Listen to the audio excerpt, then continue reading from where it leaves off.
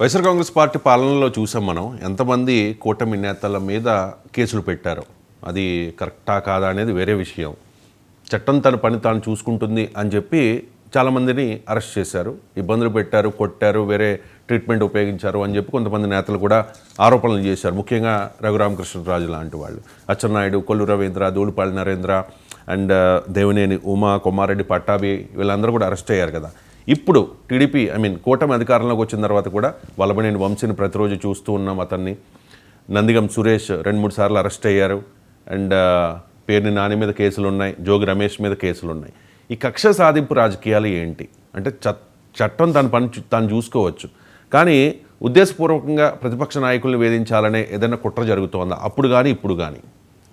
మళ్ళీ నేను ఈ విషయానికి వెళ్ళే ముందు రాజ్యాంగం ప్రాతిపదికగానే వెళ్తాను.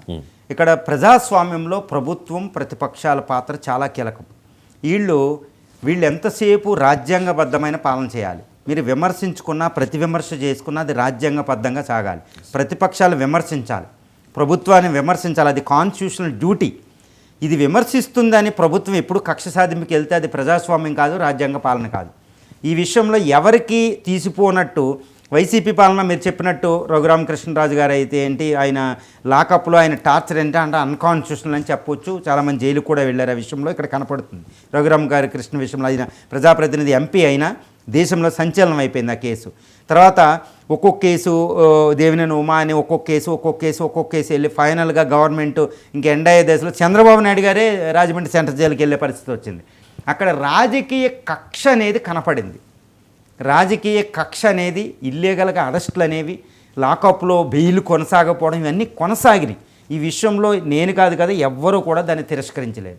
ఇప్పుడు కూటమి పాలన వచ్చిన తర్వాత కూడా చాలామంది అంటే రాజకీయ కక్షలా అంతకుముందు అవినీతి ఆరోపణల ద్వారా వెళ్తున్నారా అంటే ఇప్పుడు ఒక ఆయన అరెస్ట్ అయ్యారు. నేను పేర్లు కూడా ఏం చెప్పదలసలేదు.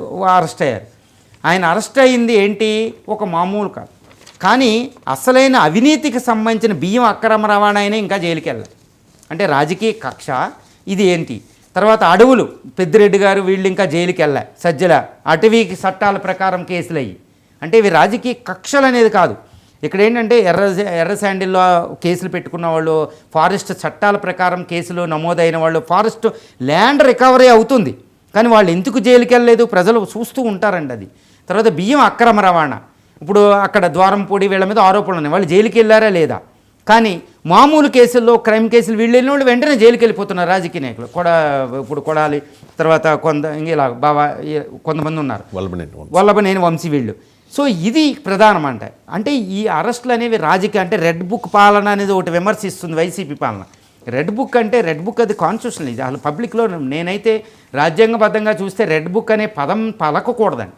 ఎందుకంటే రాజ్యాంగం ప్రకారం నువ్వు చట్టాల ప్రకారం వెళ్ళండి. అక్కడ ఐపీసీ చట్టాలు ఉంటాయి, ఇప్పుడు బిఎన్ఎస్ఎస్ చట్టాలు ఉంటాయి, మనకి న్యాయ శిక్షా స్మృతులు, వాటి కోసం మాట్లాడండి, వాటి ప్రకారం పెట్టండి. కానీ రెడ్ బుక్ అనేది కుదరదు. అంతకుముందు ఈ బుక్ అని కుదరదు, ఆ బుక్ వైట్ బుక్ కుదరదు, బ్లూ బుక్లు, ఈ బుక్కులు అనేవి మాట్లాడకూడదు. అంటే నేను చెప్పేది ఏంటంటే వైసీపీ పాలనలో రాజకీయ కక్షల ప్రకారం జైలుకి కేసులు వెళ్ళింది చంద్రబాబు నాయుడు గారు వెళ్ళారు. ఈ కూటమి పాలనలో కూడా ఆ వాసనలు కనపడుతున్నాయి రాజకీయ కక్షలు. ఇది మంచిది కాదు. రాజ్యాంగం ప్రకారం ప్రభుత్వం, ప్రతిపక్షం మీ పాత్ర మీరు పోషించుకోవాలి. ఈ రాజకీయ కక్షలకు వెళ్ళడం వల్ల మళ్ళీ ఇంకో ప్రభుత్వం వచ్చినప్పుడు మళ్ళీ ఇది ఇలా ఏంటంటే రిపీటెడ్ అయిపోతుంది. అన్ఎండింగ్ ఒక సర్కిల్, విసిఎస్ సర్కిల్ లాగా వెళ్ళిపోతుంది అనమాట. మీరు దాన్ని ఎండ్ చేయాలి. అంటే కూటమి ప్రభుత్వం వచ్చే 4 సంవత్సరాల పాటు రెడ్ బుక్ కాదు కదా, ఇది కాదు కదా, మీరు ఎవరి మీద అయినా అవినీతి కేసులు ఉంటే అవి స్పష్టంగా చెప్పి పెట్టండి. ఫారెస్ట్ వాళ్ళు ఆక్యుపై చేశారు, దాన్ని రికవర్ చేసుకుని ఇమ్మీడియట్గా వాళ్ళు జైలుకి వెళ్ళాలి. ఇంకొకళ్ళు చేయకూడదు. అది రాజకీయ కక్షగా చేసుకోరు. రాజకీయ కక్ష అనేది అన్నీ అనడం లేదు.